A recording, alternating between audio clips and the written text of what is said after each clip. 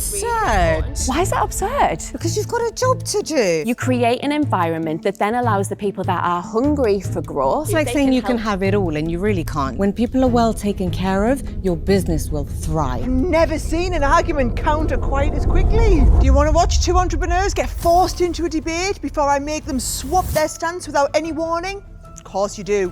Welcome to Counter Argument. This week, we'll be prodding into talent. Now, helping me along is someone who is no stranger to hiring and inspiring their teams. Oh, Jason, thank you for joining me today. Delighted to be here. Do you want to introduce yourself? I'm Jason Lalor. I'm the CEO of Barclaycard Payments. So we better watch ourselves because the big boss is in today. Yeah, we'll see. What does being the CEO really involve then? It's a pretty privileged position. The things that you really should be thinking about in my mind are customers. But the second thing for me, it's about people. You're nothing without your talent. If C-suites are not thinking about talent and people development, they're probably not thinking about the right things. So how it's going to work is we're going to invite two business experts in here. We're going to give them a really big, potentially quite contentious statement and have them debate for and against. Now at any one point we can hit this big button and we can switch so that they then have to counter their argument. Brilliant. So should we go and meet them? Let's do it. Right. So welcome guys. Let's hear a little bit more about you both. Eljesa, tell us who you are, where you're from. My name is Eljesa. I'm the Managing Director at the Mandrake Hotel, DAMU Wellness Sanctuary and COOC Members Club. Oh, fabulous. And Laura? I am Laura Middleton. I am the founder and managing director of Bump Baby and You, a specialist parenting influencer marketing agency. Oh, so we've got some interesting characters, should make for a good debate. Are you both ready? Yes. Okay, so your big statement today is top talent is drawn to growth, not well-being. Let's reveal your stances. So Laura, you are arguing against that statement, and Eljesa, you are arguing for that statement. Well, we are living in the world of Gen Z, and we know that well-being is by far the most important thing now for employees looking to enter the workplace. They want work-life balance. They know what it's like to burn out and they're just not prepared to do it. So businesses have to focus on the well-being and the welfare of their employees. In my line of work, that actually flexibility, the opportunity to be able to have a doctor's appointment during the day and being able to go and exercise during the day without having to be on an evening, all of these things are really important to people. You think that's absurd? Going to exercise during the day. Why is that absurd? Because you've got a job to do. You're here, you're being paid money to work certain hours. When I need you there to perform. My top performing members of staff are there. They are consistent, they are making things happen, and they know that the struggle that they have momentarily in their work-life balance is going to pay off long term. But my staff don't need to be there to be able to do that. They could be working at 10 o'clock at night because that's what suits them. My top staff will do that as well, but they'll also be working at 9 a.m. Well, what about when they get to the point where they've got a crisis at home or they need to take some time out? The impact that has on your business because you haven't allowed them to do that in the first place. Surely there's a significant cost to that. To cover things You've got like enough that. hands. But for me, as a small business, I don't have that. I'm an independent business too. I have to look after my team and I have to allow them to be able to have a life that is beyond work. But then those that want to succeed and those that want to grow with the business are then suffocated by you being fluffy with everyone else. Honestly, that is not the feedback that I get. If you want to perform, if you want to grow with a business, there is no 8 a.m. to 6 p.m. If you have to start at 5 a.m. and you have to leave at midnight, then that's what you have to do.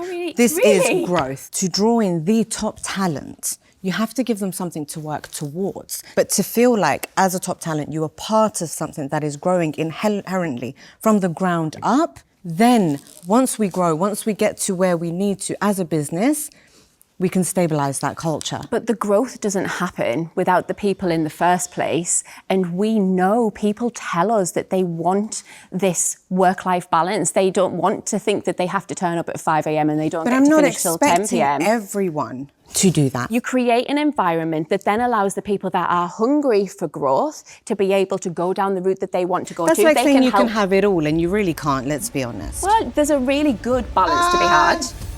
Switch.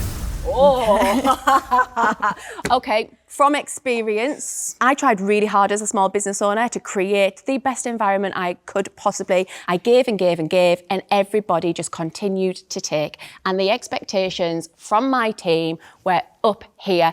And regardless of productivity, regardless of performance, they expected everything from me. I think that says more about you as a leader than individuals. Where I sit within my business, I have a core collection of team members that work with me that have followed me from business to business. And the reason that they have followed me is because I have put their well-being at the forefront of the business. Yep. When people are well taken care of, your business will thrive. Hey, I agree. And I absolutely believe that we should be taking care of people, but not at the detriment of growth. I found myself in a position where I was paying for more staff because I was worried that people were burnt out. And actually, people weren't even working to their max capacity. It distracted from the other part of the business, which was about how are we going to make more money? How are we going to grow? As a business leader, that's your priority. The people that are working in junior roles, that's not their concern. But that should be their concern. That's their future. Well, no, because if this business doesn't exist, then their role they'll go doesn't on to exist. the next thing tomorrow where they're better taken care of. Yeah. But if they feel like you are not taking care of them on the day-to-day, they're not going to last 6 months with you. They can't just go on to the next role. The job market at the moment is extremely difficult. We know this. What they should be doing is being prepared to be in a company that's given them an opportunity, work as hard as they can. But at what cost? You gain from the growth of that business. You make a profit, you make... You don't think they gain? They've put all of this into this to what? Get a £1 pay rise at the next year? That's their choice. That's not good enough. It's their choice to be an employee. That's not good enough. Wow. Woo. How the tables turned there. I've never seen an argument counter quite as quickly. Really well reasoned on the other side, which starts to make me wonder whether this is a false choice. Do companies really prioritise growth over well-being, or should be a harmonious decision to have both? A very wise mentor of mine about 20 years ago sat me down and he said, have you ever heard about the 5F model? The 5F model? 5F model. I've never come across this. So first thing is you must have fun. Are you going to have a bit of crack in work? Are you going to enjoy it? Because who wants to go and not be happy? The second thing was about fulfillment. The third one is about family and friends. A really important one is fitness. Am I able to stay physically and mentally fit? And then, of course, the fifth F is financially. It must make sense. I need to be able to pay the bills. So that's the 5F model. If you translate that into retaining and attracting talent, you just want a happy group of motivated people who are on message for what you're trying to achieve. The point on life stage, life cycle of company does come into play. So what are you prepared to sacrifice? And I think as long as that there's intentionality around the business owner's decision, at least then you're saying this is what it's like to work here. And that intention is coming from a decision made because the company is at a point in time.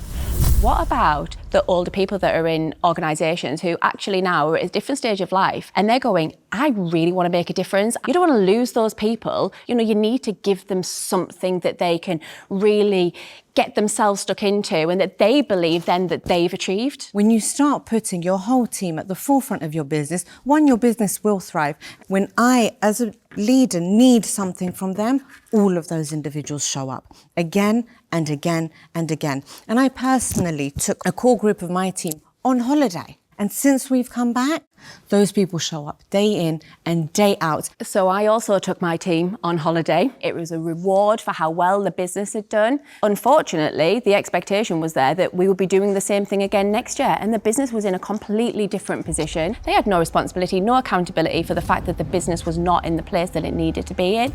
So you can give and you can give and you can give, but it doesn't mean that those people are then going to give it back.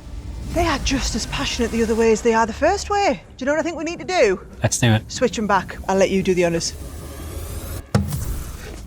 We've talked about young people wanting work-life balance, but did you know that 54% of Gen X actually prioritise a work-life balance? These are people at a stage of their life where they are still looking after children at home and then they have to do this intense 9 to 5 in the middle of it. They need flexibility. If we don't look after those members of staff, we are going to lose them. Can you imagine losing that core demographic of people from the workplace?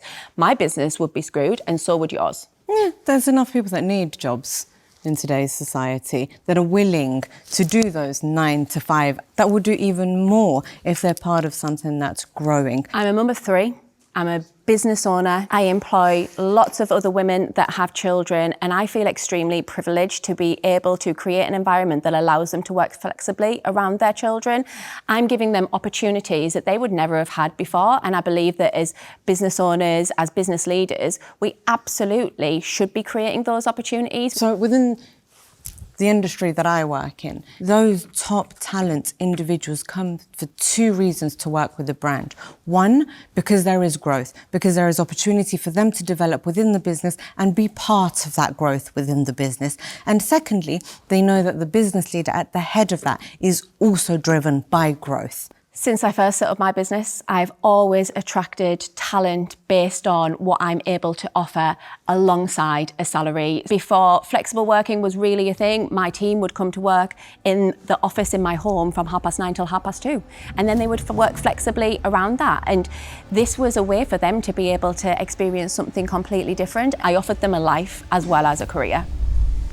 I mean, they both make pretty compelling arguments. I sit there and I'm hearing one, I'm thinking, yeah, and then I hear the other one and I think, oh no, that's a really good point. I think what we've heard are two brilliant business leaders actually trying to get to the same point, which is how do you create an environment where exceptional people can grow, develop, and ultimately win? I think growth is the lever that attracts great talent into the business, whereas well-being is the thing that keeps those people performing really well over a long period of time.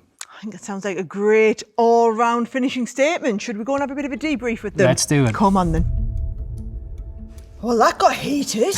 And then I couldn't believe how you guys just switched and I don't actually know what they really think. Let's start with you, Eljesa. What is your stance? I actually, potentially surprisingly, am all about well-being. That definitely didn't come across, did it not, Jason? At the forefront of everything that I do every single day is my team.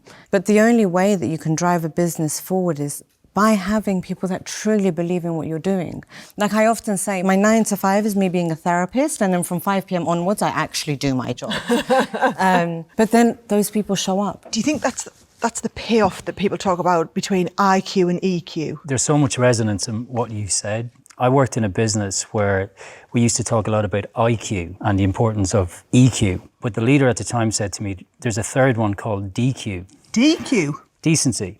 Oh. So having leaders who create an environment where people feel cared for and just creating that feeling of decency in your workplace. And Laura, how do you really feel? Because I was totally unsure in the debate. I've got a real balance with it. I think, I've been a small business owner now for a long time, and my focus at the very beginning was always very, very much about the people. I learned quite quickly that actually it can't all be about that, and sometimes the growth of the business has to be a priority. I am really transparent and speak really openly. If we lose a client, I talk about what that impact is, and I think that's allowed me to be able to create a business that can grow whilst also being kind and decent. I think there's a real middle road. I tell you what's nice for us, hearing these two agree for once.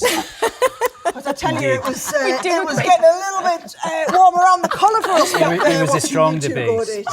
How did you feel at the beginning there, where we forced you into a stance that maybe you didn't wholeheartedly agree with? Really uncomfortable. You didn't look uncomfortable. And I think it's really hard as well, because when you share examples of things that have happened within your business, when I took my team on a trip to Ibiza, I didn't regret it at all. But the next year, the expectation was there to take them again. And we had a really honest conversation and it was all fine. How did you feel? I work in hospitality, right? You've got to argue for and against everything. So I'm just like, yeah. I hold people accountable. I'm very good at that, but it's also a case of I care. I truly do care. And it's that ensuring that this debrief happens at the end so people are conscious of that. So, Jason, what are your closing thoughts on what's been said? Brilliant debate. Really well argued on both sides. Clear to see the passion. As with anything in life, the answer is in the middle. This desire for brilliant business owners to create these environments where exceptional people can perform really well. And that's a good blend of meeting the growth ambitions of the people you hire and then keeping them at high performance levels through whatever wellbeing programs you want to put in place. What's come across really strongly from both of you is a concept of fairness. At the heart of the businesses that you lead, being fair, being decent, being transparent is something that's massively important to both of you. And I think you can't go wrong if you use that as the blueprint. Do you have any real actionable advice that these guys can take home with them today? Frankly, I'm taking a lot of what you've said. I've learned a lot. I would go back to what I truly believe as a leader. You've got to be fair. Being fair is about ensuring that you make the right decisions for both the business because you want to win and the people that run that business for you. But thank you, I've learned a lot. Thank you. Thank you. So that's a wrap on this episode of Counter Argument. To explore more about the subject, you can visit the Barclaycard Payments website. The link's below. Bye for now.